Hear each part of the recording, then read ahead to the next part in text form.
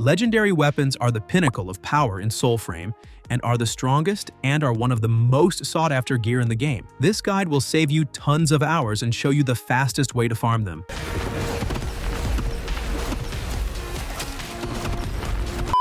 Hey guys, how you doing? So first of all, you don't need max endgame stats to do this farm, but with that being said, I highly recommend getting your envoy level to at least above 10, as it makes things smoother and faster. The good news is, even if you're still low level, this method works just fine as long as you follow the steps. And if you're already high level, this will feel extremely easy. Firstly, you can notice legendary gear by the title next to craftwork. It starts from stock and goes up through military, officer, noble, sovereign, and then finally legendary. Normally, the way people upgrade a weapon to legendary is by collecting cordstones. You take your weapon to the reforge at Tuvalcane and use these cordstones to increase its craftwork. Each upgrade step requires better quality cordstones, and the jump to legendary specifically needs rhapsodic cordstones, which are pretty rare and time-consuming to farm. On top of that, you need to go through each craftwork tier until you get to legendary. To do this farm, you will need one thing specifically, the Cogah. In order to obtain the Cogah, you first need to reach Bond Rank 2 with Verminia and complete the quest A Witch Withdrawn. Once unlocked, speak to Verminia in the Nightfold to brew the Cogah Elixir. You will need 3 agaric mushrooms, which are dropped by defeating any Agari bosses.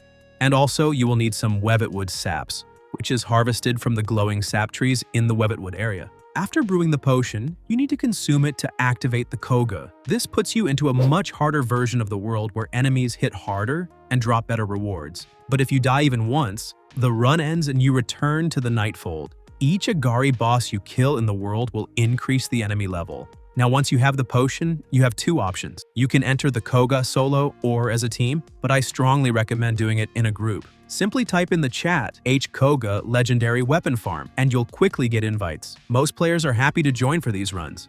Alternatively, if you don't have a potion, you can also ask in chat, but the chances are low that people will invite you. The fastest legendary weapon Cogah farm right now is the dungeon reset method. After drinking the Cogah, head to any repeatable dungeon that has a high chance of spawning Agari or legendary chests. The most popular spot is the Dermak Undercity because of the racks, chests, and better instances. Once inside, you need to clear the dungeon completely by killing every Agari and opening all chests, and especially getting these swords on the stands because this is the best way for legendary weapons to drop. After finishing the dungeon, simply exit back to the open world, but don't exit the normal way with your bird. Instead, come back to the respawn point, go back to the beginning, and exit the way you came in. Then wait about 10 to 20 seconds for the instance to reset, then run straight back in again. Each reset is quick and the dungeon will respawn fresh enemies and chests. Repeat this enter, clear, exit, reset loop as many times as you want. Because you're in Cogah, every run has massively boosted cordstone drop rates, so you can gather enough materials to refine your weapon all the way to legendary. Also, when running the dungeon with a group, it's better to have a full party because you actually share loot.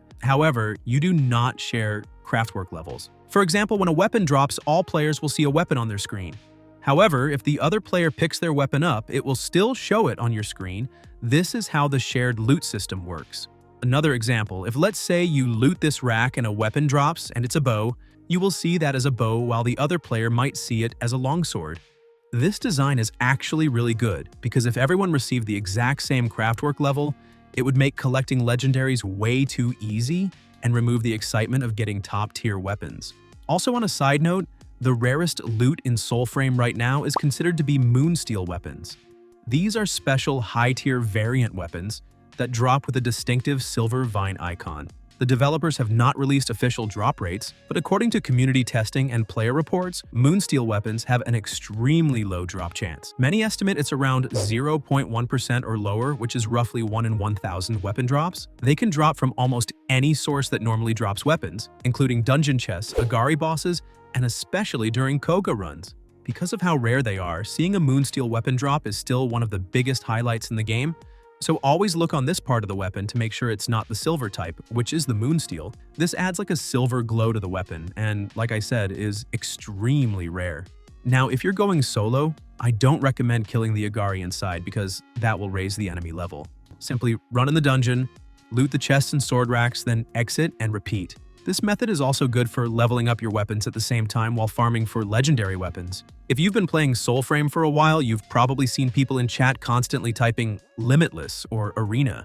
These terms come from an older farming spot that used to be endless, allowing players to keep fighting wave after wave without stopping. However, the developers later added a wave limit cap to that area, so the community now simply calls it the arena. While that spot is no longer infinite, the dungeon reset method I'm showing you gives you the same endless-style farming experience. If your main goal is weapon leveling and gaining maximum experience, I recommend spending some time first defeating as many Agari bosses as possible out in the open world on the map. This raises the overall enemy level in the region, but that only happens in Cogah mode, which means each dungeon run will give you significantly more experience per clear. One extra tip to make your sessions even better and faster is to always bring a weapon with good area damage so you can clear the dungeon faster during resets. As of now, in Preludes 15, the best way is to use Arrow Rain with good totems equipped. Totems are extremely broken right now. They did mention swapping Arrow Rain for a normal heavy attack with an arrow like the new Ode bow. So I would select this bow for Arrow Rain and add these 4 totems. Here in the top left, add Smiting Stag, which increases the chance of smite per rune charge, so you should always make sure you leave at least 1 rune available. Next at the top right, add Binky Kick, which causes damage when smiting. At the bottom, add Diving Drake, which also causes extra damage when smiting.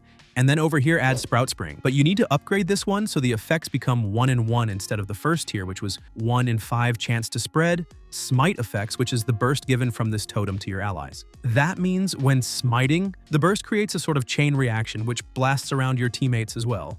So this is just something that can be helpful and make runs faster, but if you have a big party with high-leveled envoys, there's really no need.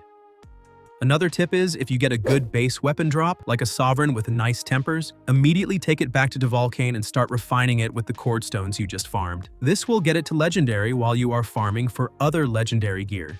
Now, a lot of people ask me about those stars you see above weapons, and it can be a bit confusing at first. Basically, there are 2 separate systems working together: Craftwork, which is the overall quality level that goes from stock all the way up to Legendary, and then there's weapon tiers, shown as those stars at the top of the weapon. These stars represent the innate quality of that particular weapon within its class. Some weapons drop with only 1 star, others with 2 stars, and the best ones come with 3 stars. The more stars a weapon has, the higher its base stats and potential. For example, a 3-star longsword will almost always be stronger than a 1-star longsword of the same class, even if they both have the same craftwork level. But an important note is that these stars are tied to the weapon class, like all longswords, daggers, bows, and so on. So a 3-star bow will outperform a 1-star bow in the same class. The stars give it that extra head start in power and scaling. Personally, it's a bit pointless right now, and you don't need to worry about it, but I'm sure the developers will refine it more as the game progresses. So yeah, guys, if you found this guide at all insightful, smash that like and subscribe button. We go over patch notes, updates, and pretty much everything Soulframe.